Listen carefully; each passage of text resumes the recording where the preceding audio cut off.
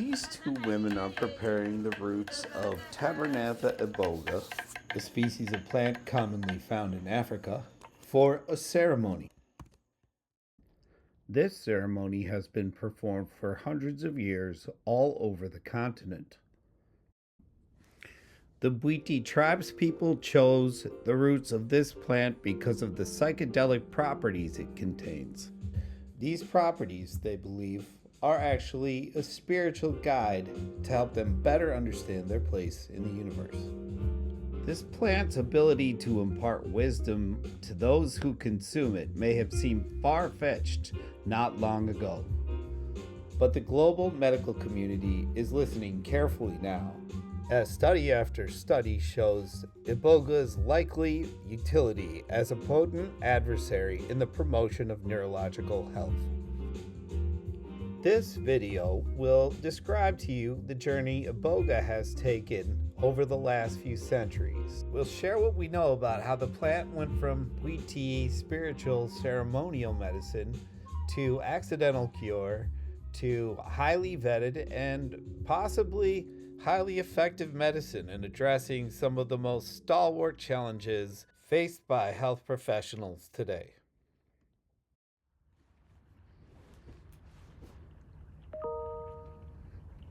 I was having breakfast with a friend of mine who was a chemist, and he was going through a freezer he had, and the freezer was full of different types of drugs.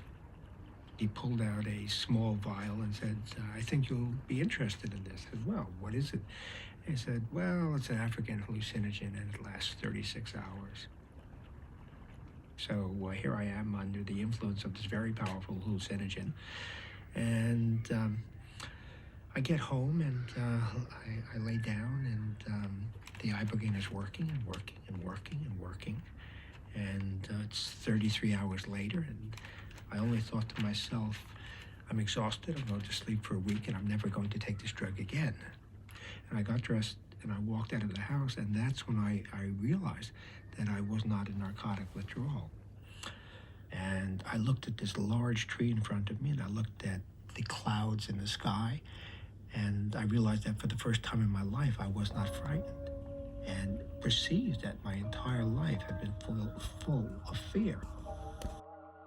So what exactly was happening that Mr. Howard Loftus was picking up on? Well, scientists have begun to realize that similar to its other psychedelic counterparts like LSD, psilocybin, MDMA, and ketamine, iboga's indole alkaloid molecular structure acts as a weak serotonergic 5-HT2A agonist. This only goes partway in explaining iboga's mechanism of action. It is also noted by scientists that both the K and mu opioid receptors are affected by iboga and its constituent chemicals. Harmaline, another alkaloid, is also present in iboga and has been shown to produce psychoactive effects. While much of how iboga is accomplishing the restoration of damaged parts of the brain is still unknown, researchers are certain of one aspect. Pharmacochaperoning is the term researchers and scientists are using to describe a process encouraged and facilitated by compounds in the iboga plant where misformed proteins are reformed correctly.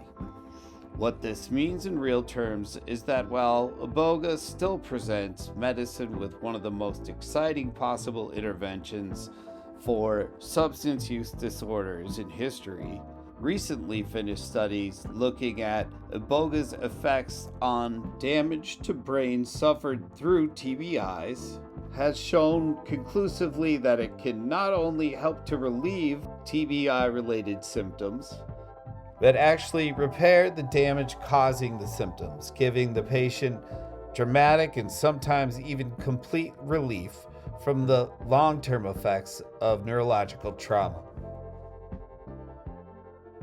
In one particularly interesting study, 30 participants, all formerly Special Forces operators for the U.S. military, and all previously diagnosed as being sufferers of TBI-related symptomology, agreed to participate in a study looking at Iboga's effects on TBI-related symptoms. Of the 30 participants, 23 met the criteria for PTSD, 14 for an anxiety disorder, 15 an alcohol use disorder, and 19 of the 30 participants had been suicidal. After completing just one therapeutic Iboga session, 87% of the symptoms that had been reported by the participants were gone and did not come back for 30 days. Wait! There's more! With all of the excitement around the human trial showing us just how effective Iboga is in promoting neurological health, it would be easy to forgive any individual who forgets that Ibogaine presents us with two, not just a single, way of helping us toward better health. The hardest part about reducing opioid consumption for anyone who has a serious use disorder is often going to be described by the person with the use disorder as a matter of withdrawal management. As vocalized by Howard Lotsoff in the clip earlier in this presentation, it's by no means a delusion or exaggeration to imagine that even the heaviest and most chronic users of opioids could achieve the goal of independence from opioids in their day-to-day life without ever having to go through the difficult and challenging withdrawal process.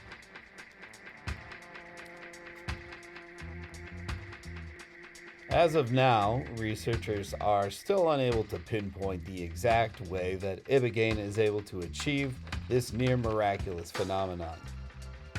It's safe to say that whatever secrets lie behind Iboga's ability to provide this sort of relief, Iboga represents a gigantic advancement in our ability as healers. It's time to start thinking in earnest about your upcoming experience. The first thing you'll do is consume the Ibogaine. Once one of our doctors has determined the appropriate amount of Ibogaine for you to consume for your experience, they will put the powdered organic material into gelatin capsules, which you will then swallow.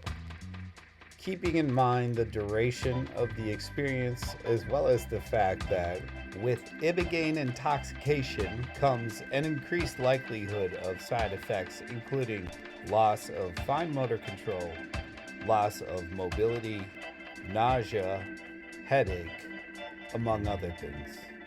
Preparation is key. As with any long-duration experience such as this, food and water should be prepared in advance. The patient should have a place where they can lie down and close their eyes if they need to, as well as a blanket and a pillow for comfort. Music should be available to the person taking Ibogaine, as well as a pair of headphones for their personal listening pleasure. The psychedelic Ibogaine experience carries with it a small risk of adverse cardiac events, including long QT syndrome. Should you decide to undertake a journey into the world of Ibogaine, it is recommended they organize in advance that a health professional be on hand to monitor them using relevant equipment capable of diagnosing possible issues. Scientists and researchers have yet to see any sort of addiction issues associated with Ibogaine.